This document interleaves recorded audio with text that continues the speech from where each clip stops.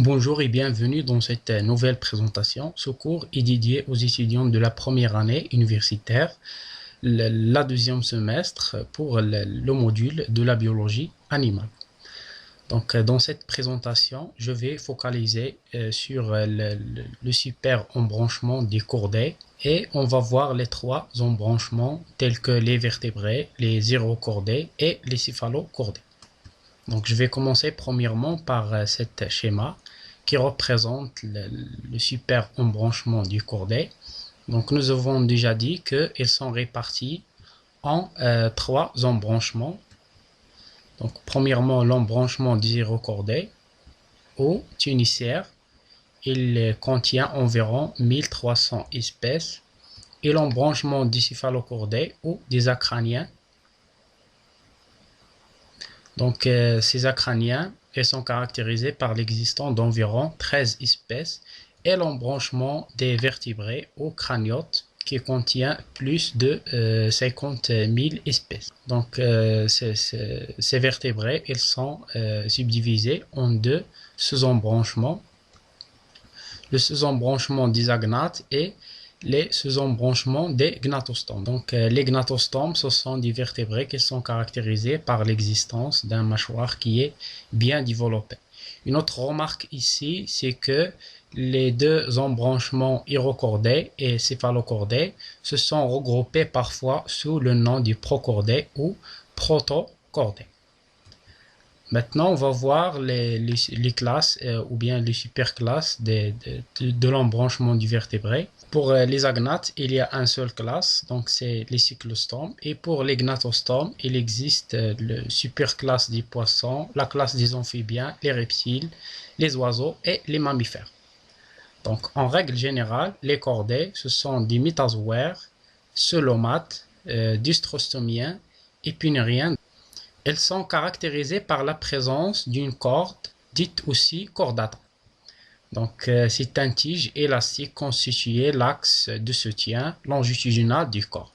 Il est placé du côté dorsal sous le tube nerveux. Donc, ce sont des êtres vivants épinoriens. Par contre, aux êtres vivants hyponoriens, dans le corde, il existe dans la partie ventrale. Donc, je vais commencer par l'embranchement des acraniens ou bien les céphalopodes. Donc, les acraniens sont subdivisés en deux genres seulement. Donc, le genre des bronchostomas et le genre des asimérotons. Donc, ce genre, il renferme une douzaine des espèces, toutes marines, constituant cet embranchement. Donc, l'espèce le plus connue, c'est l'Amphichus. Donc, c'est un animal marin de 5 à 6 cm de longueur. Donc, il s'agit d'un petit animal, donc fusiforme, sans tête. Donc, il est caractérisé par l'absence d'une tête qui est bien développée, de 5 à 6 cm. Il vit le plus souvent enfoncé dans le sable des côtes marines. Seule l'extrémité donc antérieure, c'est la cavité buccale qui bignote et entoure de cire, donc reste à l'extérieur du sable. Donc elles sortent parfois du sable et nagent par ondulation puisqu'il est caractérisé par l'absence d'une nageoire. Et il est microphage, donc il s'alimente des particules organiques disposées dans l'eau. Donc voilà le diagramme de l'Amphioxus. Donc comme vous voyez ici, on a la corde. Donc la corde, c'est un tigelle élastique constituant l'axe longitudinal du soutien du corps. Il est d'origine mésoblastique. Donc la corde pénètre jusqu'à l'extrémité antérieure et le céphalo ou bien la cordée. Avec l'existence d'un tube nerveux, donc c'est un tube nerveux puisqu'il est primitif, simple, élargissant à l'avant, comme vous voyez ici, au niveau de la rostre ou bien au niveau de la cordée. Et il y a absence totale de structure squelettique céphalique. Donc c'est pour cela que nous avons déjà dit que ce sont des êtres vivants acraniens. Et voilà ce schéma qui représente la coupe transversale dans l'Amphioxus. Donc c'est la coupe passée de la cavité bronchiale. Donc, comme vous voyez ici, l'emplacement du tube nerveux par rapport à la cordée. Donc, on peut dire que le tube nerveux est dorsal par rapport à la cordée. Alors que le tube digestif, par exemple, chez cet animal, il est ventral par rapport à la cordée ou bien par rapport au tube nerveux. Donc, voilà une autre organisation de cet animal. Donc, il s'agit d'un animal épinurien caractérisé par un système nerveux positionné dorsalement au-dessus du tube digestif. Et le système nerveux est dans ce cas, donc le système nerveux dans ce cas, c'est un tube nerveux issu de l'ectoderme et bien séparé de l'épiderme par opposition à un être vivant qui est hyponeurien. On va voir maintenant les caractères généraux des céphalocordés ou des acraniens. Donc la cordée pénètre jusqu'à l'extrémité antérieure du rostre. Le soutien du corps est assuré par un tube conjonctif qui n'a pas de nature histologique du squelette des vertébrés. Parmi les autres caractéristiques, donc le tube nerveux montre un simple élargissement à l'avant du corps. Il y a absence totale de structure squelettique céphalique. Donc, nous avons déjà dit que ce sont des êtres vivants acraniens. Parmi les autres caractéristiques, ces êtres vivants sont caractérisés par un épiderme qui est unistratifié, donc caractère d'invertébré, et gouttière ciliée ventrale au pharynx, donc l'endustyle sécrète un mucus englobant des particules alimentaires.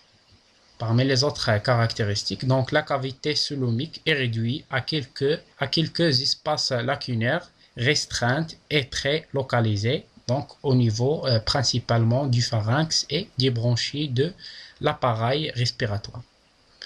Le pharynx bronchial est doublé chez ces êtres vivants par une double cavité dite cavité prébronchiale, donc qui s'ouvre à l'extrémité par un port abdominal dit atriopore. Maintenant, on va voir l'autre embranchement, c'est l'embranchement des vertébrés. Donc ce sont des animaux les plus évolués et les plus complexes de tout. Donc ce sont du cordé à symétrie bilatérale. Donc on voit ici l'axe de symétrie de cet être vivant qui fait partie de l'embranchement des vertébrés. Elles sont pourvues d'un squelette interne, c'est-à-dire qu'il existe un squelette osseux ou bien cartilagineux. En raison de l'importance de la tête et de la différenciation de l'encéphale, elles sont dites des êtres vivants crâniens, puisqu'il existe une tête qui est bien développée. Donc la boîte crânienne, elle est soit osseuse ou bien cartilagineuse, à l'intérieur de laquelle se trouve l'encéphale. Donc ces êtres vivants, ce sont des animaux, nous avons déjà dit que ce sont des animaux à symétrie bilatérale. Et voilà donc ce schéma qui représente une vue dorsale du lézard. Donc comme vous voyez ici, on a deux côtés, côté droit et côté gauche. Cela signifie que cet animal il est caractérisé par une symétrie bilatérale. En plus de ça, il existe trois parties au niveau du corps. Donc la tête qui contient l'encéphale, la bouche et les organes sensoriels et respiratoires. En plus de la tête, il existe le tronc, comme vous voyez ici. Donc, il contenant au niveau d'une cavité viscérale. Donc, les viscères, ce sont des organes internes, digestifs, respiratoires et de la circulation, de la circulation sanguine et des viscères excréteurs. Elle porte aussi les organes locomoteurs. Donc, comme vous voyez ici, il y a des organes locomoteurs antérieurs et les organes locomoteurs postérieurs. En plus de tronc, il existe la queue. Donc, la queue plus ou moins développée. Donc, cela, il dépend des espèces. Elle est essentiellement musculaire. d'une forte concentration de muscles. Elle est essentiellement supportée par la partie postérieure de la colonne vertébrale. Donc, concernant cet embranchement, donc, les vertébrés sont décordés. La corde dorsale est présente chez tous les embryons, puis elle est partiellement ou totalement remplacée par les vertèbres chez l'adulte. Donc, c'est une métamorphose partielle chez l'animal lorsqu'il se transforme du stade embryonnaire au stade adulte. Donc, ces vertèbres, ce qu'on appelle le côlon vertébral, elle est caractérisée par l'existence d'un ensemble des vertèbres qui sont métamérisées. Mais cette particularité, elle n'est pas valable pour tous les êtres vivants, puisque les serpents, ils font un cas exceptionnel, en plus des poissons qui sont caractérisés par l'existence des nageoires qui sont perles.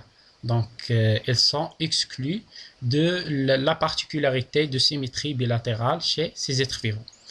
Et bien maintenant, on va voir les principaux sous-embranchements des vertébrés. Donc, comme vous voyez ici, on a des agnates. Donc, ils n'ont aucune superclasse. Il existe seulement la classe des cyclostomes. Donc, ces cyclostomes, ce sont généralement des êtres vivants aquatiques et qui respirent par les branchies. Le squelette, il est totalement cartilagineux, donc il est constitué uniquement du cartilage. Concernant les membres pairs, donc ils sont absents chez cette classe. Concernant les phanères, donc ce classe, il est caractérisé par un peau qui est nu. Et la température interne du corps, elle est variable. Cela veut dire que la température du corps, elle dépend du milieu et de la période dans laquelle il existe l'être vivant. En plus de ce embranchement des agnates, il existe l'autre embranchement qui est l'embranchement des gnatostomes. Donc, ces gnatostomes, ils sont subdivisés à son tour en deux superclasses, donc la classe des poissons et le superclasse de sauropsidés. Concernant la superclasse des poissons, donc il y a des poissons chondrichthiens et les poissons osseictiens. Donc, ces deux classes sont caractérisées par une mode de vie aquatique avec une respiration branchiale. Donc, ce sont des êtres vivants qui sont caractérisés par l'osquelette chez les êtres vivants qui font partie du classe des chondrochiens, donc il est cartilagineux, alors que les ostéoctiens, ce sont des êtres vivants dont le squelette il est osseux ou bien parfois cartilagineux. Pour les sauropsidés, donc il existe trois classes, donc les reptiles, zawahif, les oiseaux, toyur, et les mammifères, les homa, tadiyat. Donc ces trois classes, elles sont caractérisées par un mode de vie aérien avec une respiration pulmonaire. Et la plupart de ces êtres vivants se sont caractérisés par l'existence d'un squelette qui est osseux. En plus de ça, donc il existe trois amniotes comme annexa, et les phanères, ce sont soit du plume chez les oiseaux ou bien du poil chez les mammifères, alors que les reptiles se sont caractérisés par l'existence des écailles. Les deux classes, les oiseaux et les mammifères, sont caractérisés par une particularité concernant la température interne. Ce sont des êtres vivants homéothermes, c'est-à-dire qu'ils gardent la température interne du corps fixe ou bien constante, quelle que soit la température du milieu extérieur. Il y a une petite remarque ici, c'est que les reptiles et les oiseaux sont rangés par certains auteurs dans le superclasse des sauropsidés à cause des liens de parenté entre ces deux classes. Maintenant, on va voir en détail le sous-embranchement des agnates, donc des agnatostomes. Il est caractérisé par l'existence du classe des cyclostomes, Donc, ces cyclostomes se sont bien représentés au primaire. Par exemple, les fossiles des ostracodermes, comme vous voyez ici. Donc, les ostracodermes est le nom de plusieurs groupes de poissons atteints primitifs. Ce sont des agnates qui atteints recouverts d'une armure du plaque osseuse. Donc, comme vous voyez ici, donc ce sont des poissons primitifs. Donc, ces espèces de cyclostomes se répartissent en donc la famille des pétromysonites, donc par exemple la lampoire, et la famille des myxinidés, par exemple la myxine. Donc on va voir maintenant la lampoire donc, comme un exemple d'espèce de la première famille. Donc au stade adulte, donc cet animal il vit soit dans l'eau douce. Donc, comme vous voyez ici, voilà une image qui représente la lampoire qui vit dans les eaux douces, mais il y a certains d'autres sous-espèces qui vivent dans les eaux marines. Donc, les lampoires, il peut atteindre 1 mètre de longueur avec un corps qui est allongé et cylindrique, donc qui est caractérisé par l'existence d'un long queue qui est dissymétrique. Il est apode, c'est-à-dire qu'il est dépourvu des pods ou bien des pattes. Donc, il n'a pas d'une tête qui est bien individualisée, comme vous voyez ici, puisque on peut le considérer comme un être vivant qui est primitif. Donc, parmi les autres caractéristiques, il existe une bouche qui est dépourvue de mâchoire, donc munie de denticules qui sont cornés. Donc, il est caractérisé par une forme qui est arrondie. La paroi de la bouche est revêtue de denticules, comme nous avons déjà dit. Donc, ces denticules, ce sont des denticules cornés avec une forte langue cylindrique protractile qui joue le rôle d'un vauteuse qui permet l'animal de se fixer sur un substrat ou bien d'absorber les aliments râpés par les denticules cornés. Donc la tête de cet animal, elle porte une narine unique et dorsale. L'osquelette interne de cet animal, elle est simple et le soutien du corps est assuré par la cordée. Je vais passer maintenant à la famille numéro 2, c'est la famille des myxinidés. Et l'espèce le plus représentée, c'est la myxine avec une longueur de 30 à 40 cm de longueur. Donc, comme vous voyez ici, c'est un être vivant qui est un peu similaire à l'emploi. Donc, les myxines, ce sont des animaux aquatiques, anguilliformes. Donc, la myxine n'a pas de mâchoire. La bouche de cet animal elle est bien entourée par 4 barbillons. Donc, c'est un animal aveugle. Donc, elle est dépourvue des yeux. Elle montre une organisation générale, comme nous avons déjà dit, voisine à la lampoire. Mais la myxine se distingue par un certain nombre de caractéristiques anatomiques. Donc, le narin, il est inférieur à la tête. Et ces cyclostomes, ce sont des nécrophages, c'est-à-dire qu'ils nourrissent du poisson mort.